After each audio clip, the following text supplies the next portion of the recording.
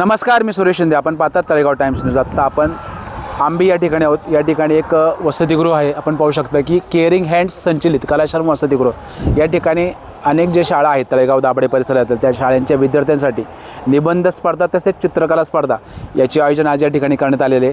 त्यासाठी प्रमुख पाहुणे म्हणून तळेगाव दाभाडे नगर परिषदेचे नगराध्यक्ष संतोष दाभाडे पाटील या ठिकाणी उपस्थित आहेत. लवकरच आपण याबाबतचा एक व्हिडिओ जाणून घेणार आहोत.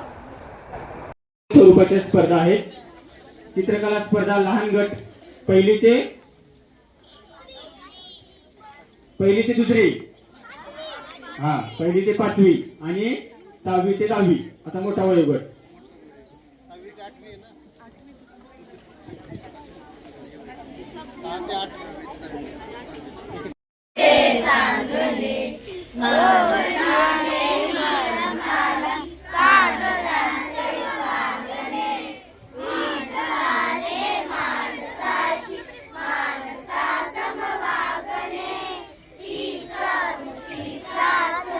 ओके, धन्यवाद.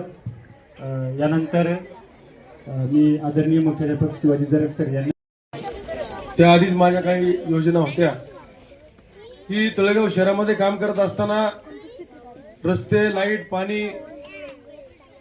एखाद्या योजना ज्या आहेत शासकीय योजना या प्रत्येक राजकीय पुढारी करत असतो, परंतु आपल्याला त्या पलीकडे जाऊन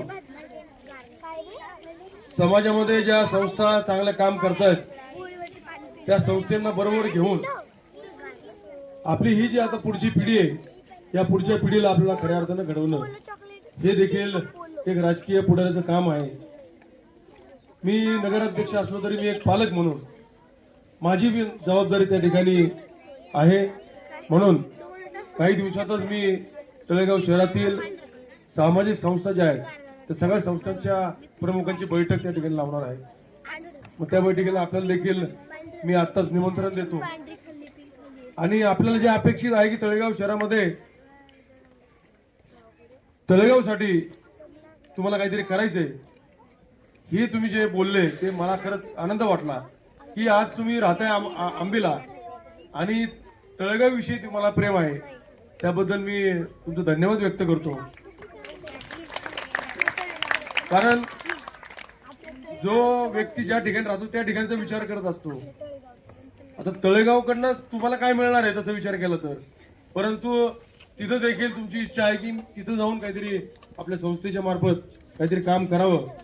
आणि हे सगळं बघितलं मी, तुम्ही सगळेजण 11ही तुमचे संस्थेचे संचालक जे असतील, शिक्षक असतील, निस्वार्थीपणे या ठिकाणी काम करताय.